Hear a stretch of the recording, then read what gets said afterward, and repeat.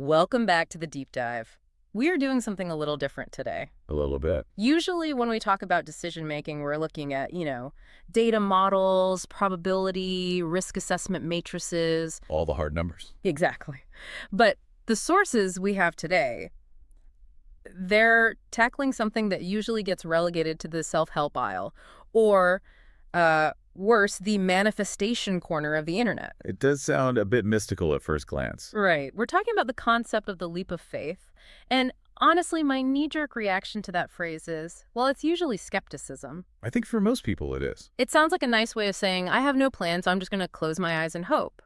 But the text we're analyzing today, this concept of jump believing, claims that a true leap isn't about hope at all. It argues this is actually a mechanical process. Almost like physics. Yes, that's the phrase they use. And that's the part that hooked me. The source explicitly frames this whole thing as the physics of trust. It argues that moving before you have certainty isn't some mystical act. It's a structural requirement for certain outcomes to even exist. So if you wait for the proof, You actually destroy the possibility of the result. which is a bold claim. So, okay, let's define this properly before we tear it apart. The text defines jump believing as, what was it? The act of moving before certainty appears, Simple enough definition. but an incredibly difficult execution. Well, it's terrifying. I mean, our entire modern world is built on minimizing uncertainty. We have algorithms, insurance, endless reviews. We are wired to want the guarantee before we sign the check. Of course. But the premise here is that there's a specific category of actions, and usually the most important ones, where the guarantee is physically impossible to get until after you move. Exactly. And the mission of this deep dive isn't to tell everyone to go quit their jobs or bet their savings on a whim. No. The text is very clear. This isn't about reckless gambling. It's about understanding the internal mechanics that allow a person to bridge that gap between an idea and a reality. And this is where the research gets really interesting because it pivots to biology. It talks about internal agreement. This is the prerequisite. You can't just jump because you want to. You have to achieve internal agreement. See, when I read that, I initially just thought of confidence. But confidence is such a loaded word. It is. I think of the CEO walking into a boardroom, chest out, dominating the room, bravado. But the source makes a hard distinction between confidence and bravado. They're almost opposites in this context. Bravado is performative, it's noise. It's often just a shield used to hide insecurity. Right. But internal agreement is described as a physiological state. It's when your nervous system, your intuition, your timing, and your decision-making processes are they're all sending the same signal. So it's a lack of internal conflict. It's alignment. Yeah, exactly. Think about a high-level surgeon in the middle of a complex procedure or a musician improvising a solo. They aren't trying to be confident. They're not thinking, oh, I hope I can do this. There is just a seamless continuity between the thought and the hand. Yeah. That's internal agreement. The text uses a phrase I really liked. It says, this alignment makes high-risk paths inhabitable. Inhabitable. It's a strange word to use for a risk, isn't it? It is. But it implies that the risk is a space you have to live inside for a while.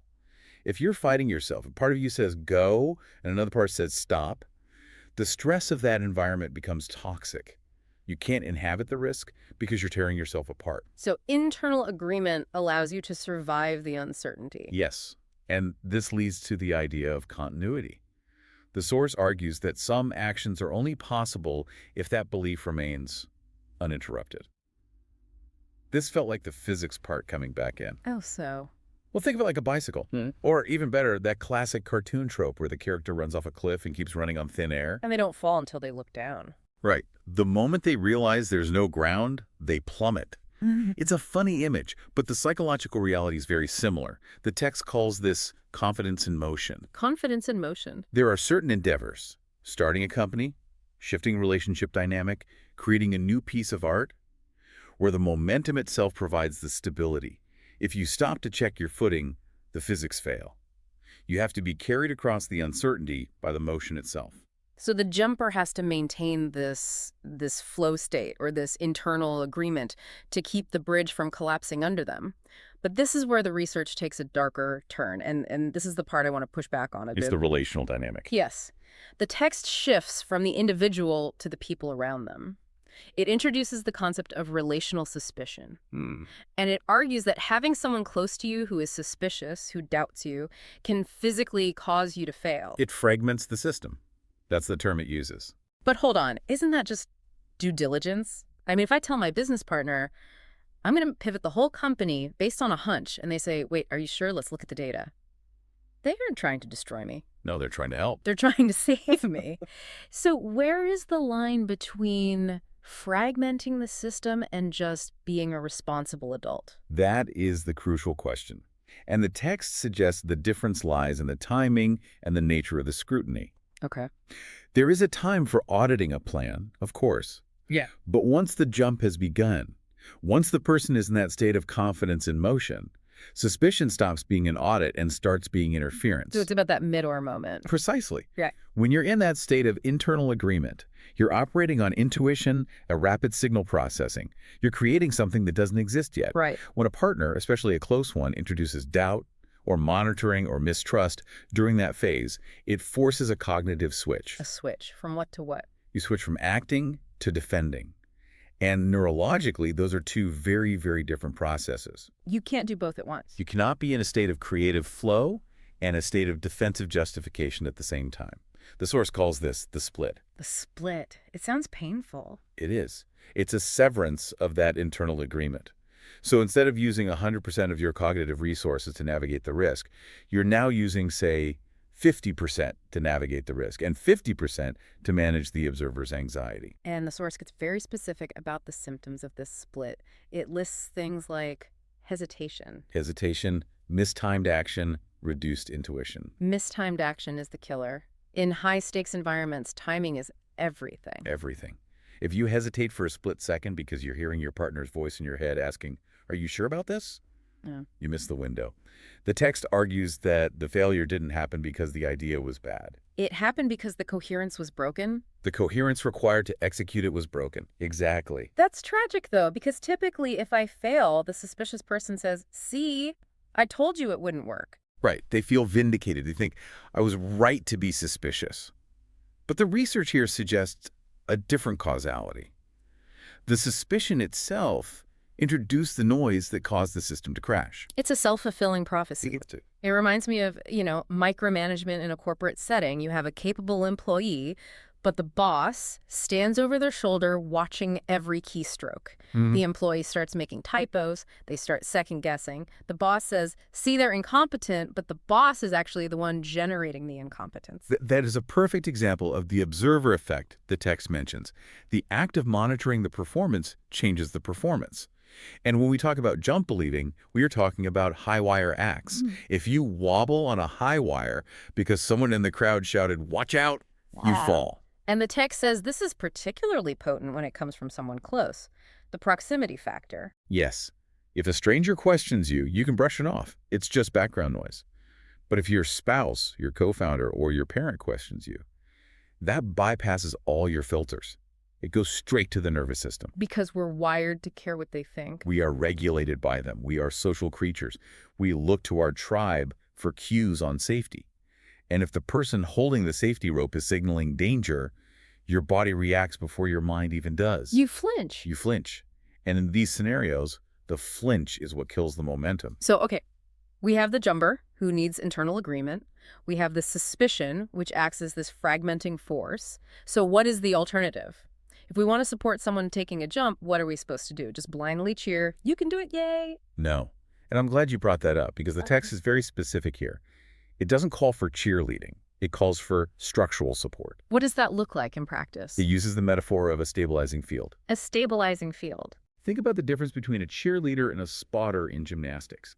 A cheerleader is just making noise. A spotter is a physical presence that creates a zone of safety. Okay, I see They aren't doing the flip for you. They can't guarantee you land it. But their presence allows you to commit fully to the rotation.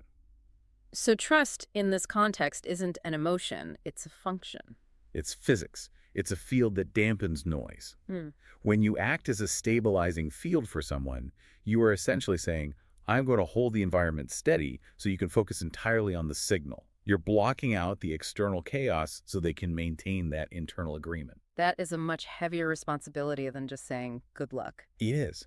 It requires discipline on the part of the supporter Yeah. because you might be scared. You might have your own doubts. But the discipline is to contain your own anxiety so you don't export it onto the jumper. You don't export your anxiety. That's a powerful line because that's what playing devil's advocate so often is, isn't it? It's us managing our own fear by projecting it onto the person taking the risk. Exactly. We disguise it as helping. But often we are just saying, I am uncomfortable with uncertainty, so I need you to explain this to me right now to make me feel better. And by demanding that explanation mid-jump, We doom the jump. the source touches on something it calls the paradox of observation. It says some creations collapse under scrutiny.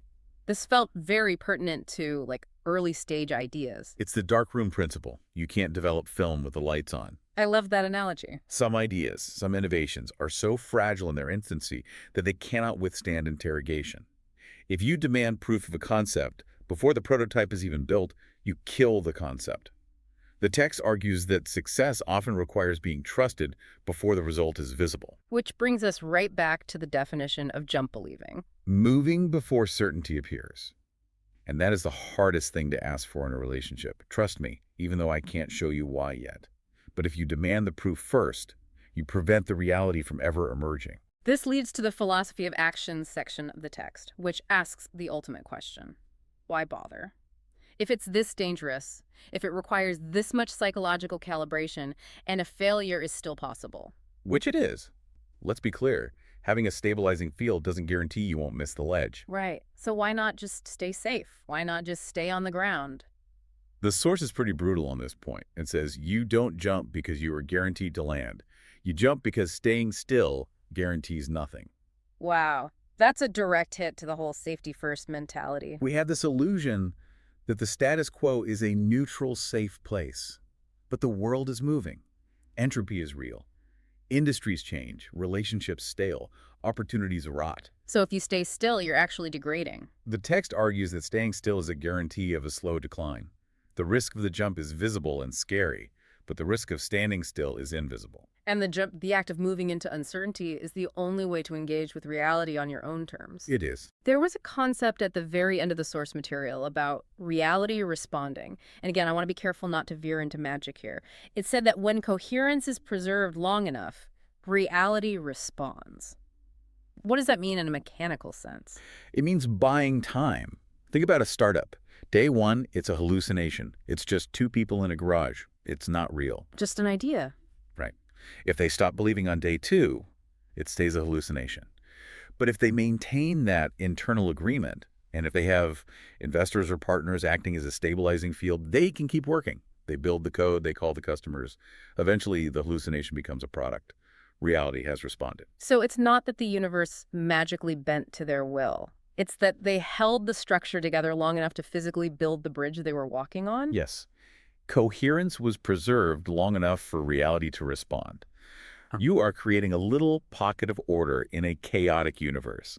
And if you can hold that pocket open long enough, you can fill it with something real. But if you let the noise in, If you let the suspicion fragment you, the pocket collapses, and the opportunity just vanishes. this really reframes the role of the people around the leader or the artist or the risk taker. We tend to focus on the person on the stage. But this text makes me look at the audience, or, the person in the wings. It makes us realize that we are permeable. We affect each other's physics. We are either adding drag or we are improving aerodynamics. There is no neutral observer in a close relationship. That's the takeaway that's going to stick with me. There is no neutral observer. You are either a field or you are noise. It's a heavy realization. And we've all been the noise at some point. We've all been the person asking, are you sure? At the worst possible moment, thinking we were being helpful. So as we wrap this up, the source leaves us with a pretty provocative thought.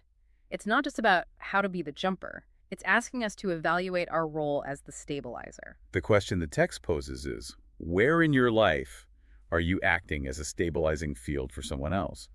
And where might you be the noise that is causing their hesitation? And that requires a lot of self-honesty. It asks us to look at the people we love and ask, am I the reason they are hesitating? Is my anxiety making them stumble? If you see someone you care about mistiming their action or hesitating on a dream, don't just assume they aren't capable. Ask yourself if you've given them the structural support to be capable.